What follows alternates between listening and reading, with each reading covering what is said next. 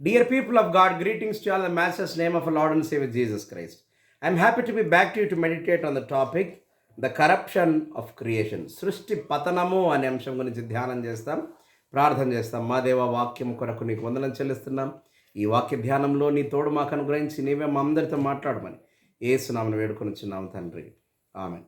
దేవుని యందు ప్రియమైన వారలారా, సృష్టి దేవుడు నిర్మించిన ఈ అపురూపమైన అందమైన విలువగల సృష్టి మానవ కృత్యముల చేత, మానవ స్వార్థపూరిత కృత్యముల చేత పతనావస్థకు చేరుతా ఉంది.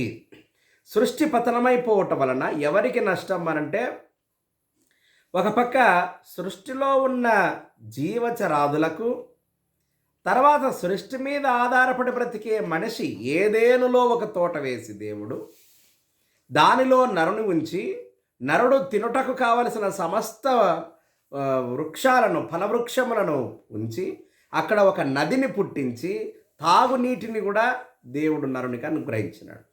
ఈ సృష్టి మనుష్య మనుగడ కొరకు ఏదేను తోటలో దేవుడు నిర్మించిన సమస్తం. తర్వాత దేవుడు నరుని కొరకు నిర్మించిన ఈ సృష్టి అంతటిని పతనం చేసుకోవటం వలన నరుడు ఆకలి మంటల చేత కుప్పకూలిపోతాడన్న సత్యం నరుడు తెలుసుకొనవలసి ఉంది. మరి యెషయా గ్రంథం 5వ అధ్యాయము 1వ వచనము నుండి చివరి వరకు కూడా సృష్టి యొక్క ఔన్నత్యం, మరి సృష్టిని దేవుడు పోలుస్తూ చెప్తున్నటువంటి మాటలు, ఒక తోటతో పోలుస్తూ చెప్తున్న మాటలు మనకు కనబడతాయి. నా ప్రియుని గురించి పాడెదను వినుడి, అతని ద్రాక్ష తోటను బట్టి నాకిష్టుడైన వాని గురించి పాడెదను వినుడి. సత్తువ భూమి గల కొండ మీద నా ప్రియునికి ఒక ద్రాక్ష తోట ఉండెను. ఇశ్రాయేలును గురించి వర్ణిస్తూ మరి యెషయా ప్రవక్త తోటను గురించి, ఈ సృష్టిని వాడుకుంటా చెప్తున్నాడు. అందమైన ఈ తోటను, ద్రాక్ష తోటను గురించి ఆయన దానిని బాగుగా తవ్వి రాళ్లను ఏరి అందులో శ్రేష్టమైన ద్రాక్ష తీగలను నాటించాను. సేద్యం చేసే పద్ధతిని బోధిస్తున్నాడు యెషయా ప్రవక్త. కొండలనిచ్చినాడు ఆయన. పాలు తీరలు ప్రవహించే గొప్ప దేశం అది. 2 కొండల మధ్యలో మరి ఈ అల్యూవియల్ సాయిల్తో నింపబడినటువంటి భూభాగము పాలస్తీనా దేశం. 2 కొండల నుండి వచ్చినటువంటి అల్యూవియల్ సాయిల్, ఫర్టైల్ సాయిల్ అంతా నిండినటువంటి ప్రాంతం అది. రాళ్లను ఏరి కొండలలో కూడా ఎట్లా పంట పండించాలనో తెలిసిన గొప్ప టెక్నాలజీ కలిగిన వారు ఇశ్రాయేలీలు. దేవుడు వారికి అది నేర్పించినాడు, ముందు నుండి నేర్పించినాడు. మరి రాళ్లను ఏరి అక్కడ ద్రాక్ష తోటలను నాటించినాడు. దాని మధ్యను బురుజు ఒకటి వేయించి ద్రాక్ష తొట్టిని కూడా దానిలో తొలిపించి ద్రాక్ష పండ్లు ఫలింపవలనని ఎదురు చూచుచుండెను. కానీ అది కారు ద్రాక్షలు కాచెను, చేదు ద్రాక్ష పండ్లు. అంటే ఆయన ఈ తోటను పండించడానికి బహు కష్టపడి అందులో మంచి బలమైన ద్రాక్ష తోటలను, ద్రాక్ష మొక్కలను, తీగలను నాటించి వాటి ఫలాల కొరకు ఎదురు చూస్తున్నాడు ఆయన. వాటి ఫలాల కొరకు ఎదురు చూసేటప్పుడు ఆయనకు ఎదురైనటువంటివి ఏంటివి అని అంటే, ఆయన బురుజు వేసి తొట్టి కూడా నాటించాడు. అంటే ఆ తొట్టిలో ఈ ద్రాక్ష పండ్లన్నీ వేసి వాటిని తొక్కి కమ్మని ద్రాక్షరసం దాంట్లో నుండి తీయాలా. పాత పద్ధతి ద్రాక్షరసం తీసే పద్ధతి ఏంటంటే, తొట్టిలో ద్రాక్ష గెలలన్నీ వేసి, ద్రాక్ష పండ్లు వేసి కాళ్ళతో దాన్ని తొక్కి దానిలో నుండి రసం వస్తుంది. అది శ్రేష్టమైన రసం. ఆ రసం తీయడానికి ఆయన తొట్టి కూడా కట్టినాడు. అయితే పండ్లను చూసేసరికి అవన్నీ కూడా కారు ద్రాక్షలు ఫలించినాయి. ఈ పండ్లు ఇట్లాంటి కారు ద్రాక్షలు ఫలించడానికి కారణమేమి? ఇది ఆయన అడుగుతున్న ప్రశ్న. కావున యెరూషలేము నివాసులారా, యూదా వారలారా, నా ద్రాక్ష తోట విషయం నాకు న్యాయం తీర్చవలనని మిమ్మల్ని వేడుకొనుచున్నాను.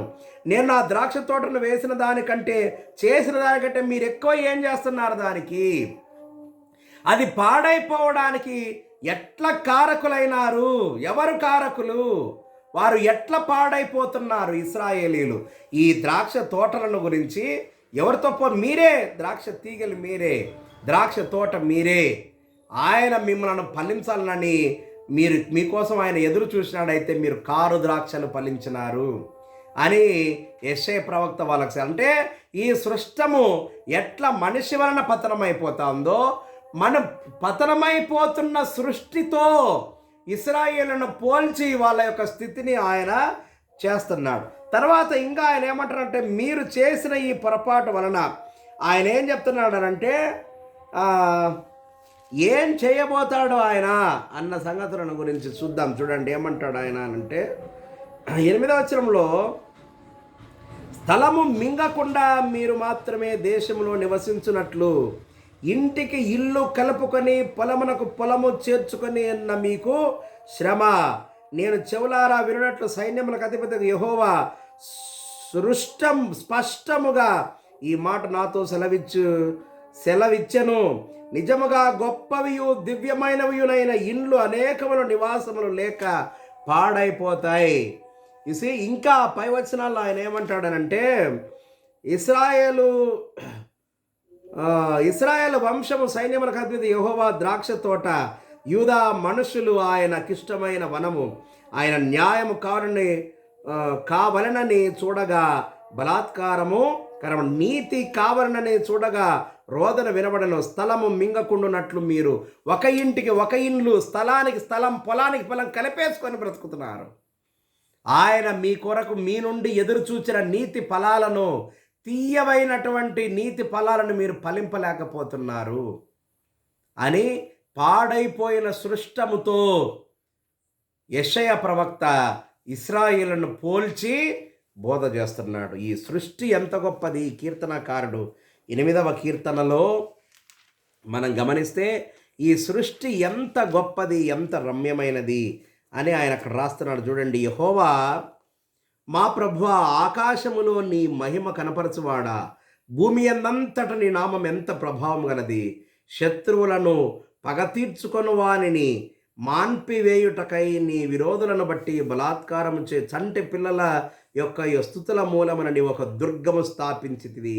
నీ చేతి పని అయిన నీ ఆకాశము, నీవు కలగజేసిన చంద్ర నక్షత్రములు నేను చూడగా నీవు మనుషుని జ్ఞాపకం చేసుకున్నట్టు వాడే పాటివాడు.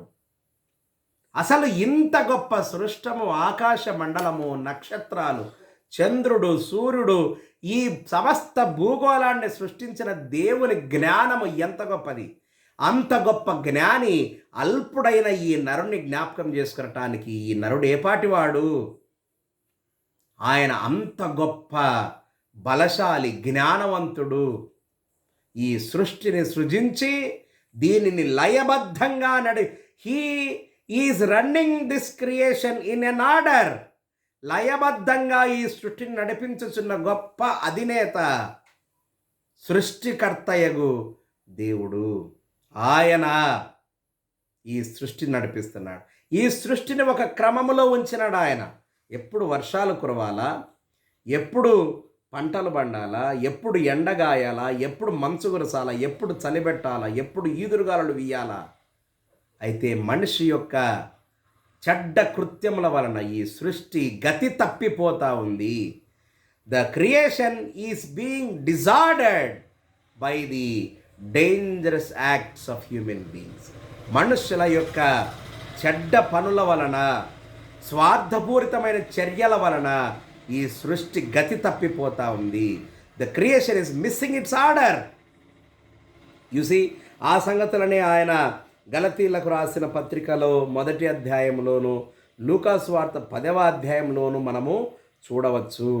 దేవుడు పరిశుద్ధ లూకా సువార్తలో మనము చూస్తే, లూకా సువార్త 10వ అధ్యాయం 13వ వచనంలో, if you don't listen to God, దేవుని యొక్క పిలుపుకు మనం లోబడి దేవుడు చెప్పింది వినకపోతే అప్పుడు మనం నష్టపోతాము. అయ్యో కొరాజీనా, అయ్యో బెత్సైదా, మీ మధ్య చేయబడిన అద్భుతములు తూరు సీదోను పట్టణములలో చేయబడిన పట్టణముల వారు పూర్వమే గోనెపట్ట కట్టుకొని బూడిద పూసుకొని కూర్చుండి నువ్వు మారు మనస్సు పొందుదురు. అయినను విమర్శ కాలమునందు మీ గతి కంటే తూరు సీదోను పట్టణముల గతి ఓర్వదగినదై ఉండును. సృష్టి పతనావస్థకు చేరితే మీ గతి కంటే తూరు సీదోనుల గతి క్షేమమని జనులు అనుకుంటారు. సృష్టిని కాపాడకపోతే దేవుడు నరునికి ఈ సృష్టినిచ్చినాడు. మనము కీర్తనలో 8వ కీర్తనలోనే మనము చూస్తే గొప్ప సంగతి, బాధ్యతను అప్పగిస్తున్నాడు. మనిషికి బాధ్యతను అప్పగిస్తున్నాడు ఆయన. ఆ బాధ్యతను మనం చూద్దాం. ఏమిటిదా బాధ్యత అనంటే 7వ వచనంలో, అడవి మృగములను, ఆకాశ పక్షులను, సముద్ర మత్స్యములను, సముద్ర మార్గములో సంచరించు వాటన్నిటినీ వాని పాదముల క్రింద నీవు ఉంచి ఉన్నావు. God he's put everything under you and you are the caretaker of this creation. It is your responsibility to take care of this creation. మనిషి నీవు జాగ్రత్త తీసుకొనకపోగా ఈ సృష్టి పతనానికి నీవు దోహదపడితే, సృష్టి పతనం మానవ పతనం అని మనం జ్ఞాపకం పెట్టుకోవాలా. ఈ సృష్టి క్షేమంగా వర్ధిల్లేటంత వరకు మనము ప్రకటన గ్రంథంలో చూసినాం. ఆకాశం నక్షత్రాలు రాలిపోతాయి, సూర్యుడు చంద్రుడు మబ్బు కమ్ముతాడు, అప్పుడు అంతం వస్తుంది. కాబట్టి ఈ సృష్టి అదుపులో ఉంటేనే మనం క్షేమంగా ఇక్కడ మనుగడ సాగించగలం. అటువంటి కృప పరిశుద్ధాత్మ దేవుడు మనకి ఇప్పుడు సదాకాలం దయచేయుగాక.